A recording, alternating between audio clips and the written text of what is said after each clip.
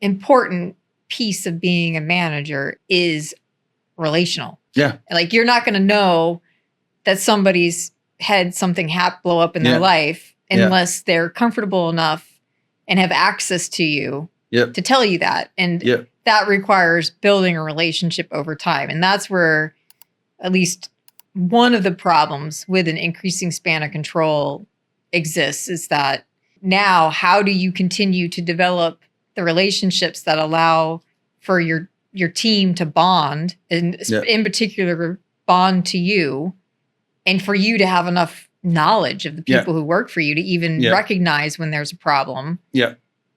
Go ahead. I know you got a lot to say on this, because this is getting into your lane. We say, and I stand by it, the sacred glue in organizations is the relationship between the manager and her direct reports.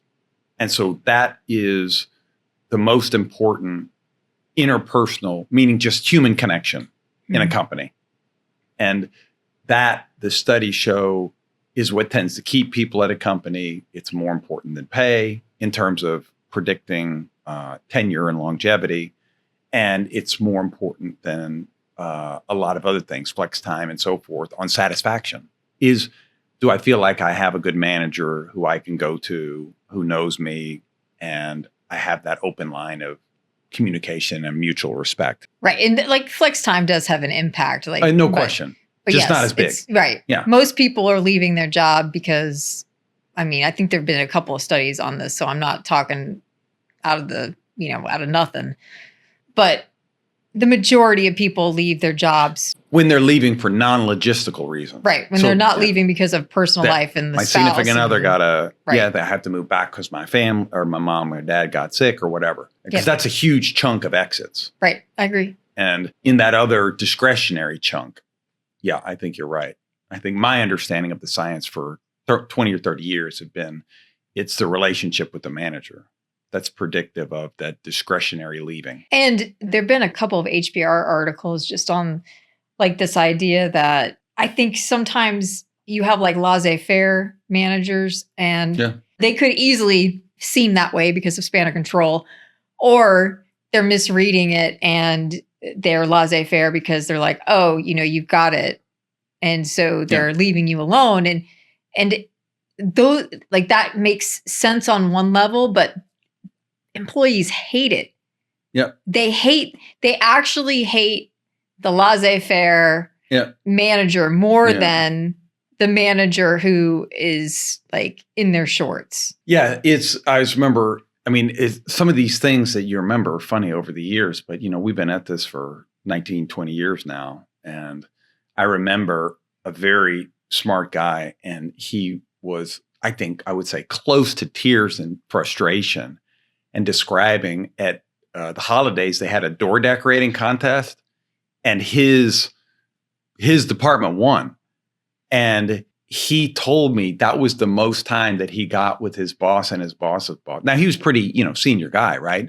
But to actually see the big boss and his boss, he said that was the most time he gotten with the two of them in like 2 years. And it was for door decorating. And he couldn't let it go.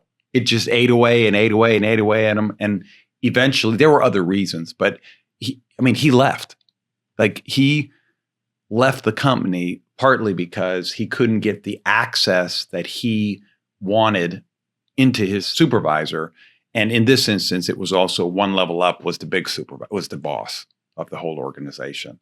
And so, just yesterday, in the way that these kind of things work, I was talking to somebody and I borrowed a question that I like from Susan Scott. I reread her book from many years ago, Fierce Conversations. And she has a question that she asks whenever she comes back into contact with an executive is, what's new in your life, in your work, since the last time we were together? And so I started asking it maybe 10 days ago. And in those 10 days, two completely different people both told me that the biggest thing in their life was that they had to put their beloved dog down. Mm. And I'm sorry, people. When these two people told me that, it's two separate conversations that I've had over life. That is all that they wanted to talk about. And they wanted to talk about the impact on their family and the impact on their kids and how And it's a loss of a family member. And one of the first things to go when you lean out your managers is that type of granular, individualized, nuanced detail between your people. Well, there's that, but there's also like this, look, where's the conversation? Where are you going to pull your conversation? You're not going to pull it on your new people because you recognize that you're in the middle of training them and apprenticing them. You're not going to pull it from your problematic people because you're constantly putting out fires with them. And so it's exactly your fantastic workers who've been there for a long time and basically are on, autopilot with you. Like they're doing their own thing. They're not on autopilot, but for you, it's on autopilot. And then they feel like you don't care. Yeah. Yeah. It's like you have your garden and then the prize flowers, you're not stop fertilizing. Watering. Yeah. Or whatever. Yeah. You stop tending to those. Like these are good. They're beautiful. Let me just move on to these weeds and all this other stuff. It becomes harder just by span of control and sheer hours in the day and, tasks and work that has to be done to have these relationships where you know each other enough to get a read when something isn't exactly right and to get a sense for when to step in with a little more support than you might otherwise do. Yeah, we've been part of a fire department and saw the transition from one leader to the other, and both leaders are extraordinary leaders. It was an extraordinary fire department. But the second one, I didn't even think it was possible, but like the love for this chief just exploded. And, with coaching him, what the difference was, he decided, and I'm not recommending this, but he decided, I am going to have a conversation with every single person in this fire department this year. So it wasn't just like his span of control. It was every single person. And I think he's continued doing it. And it takes a tremendous amount of time. But man, did they all love him for it. Yes. And that's the battle that, the time, as organizations are trying to be leaner. And we don't recommend that. We don't recommend if you're at the top of an organization. Seeing everyone. I mean, first of all, it's a fire department, so it's a little bit smaller. Yeah, it's smaller. It's not huge. But still. Maybe 100 people. Yeah. Maybe it's still a maybe lot. Not even, maybe that. It was like 70 or 80. I think it was 70. 70 people. That's a lot of people to have an in-depth one-on-one conversation with. You're burning weeks. Yeah. Not burning is probably not the right word. But anyway, usually that's not where your best bang for your buck is at that level. But it highlights this point that you're making, which... It's undervalued.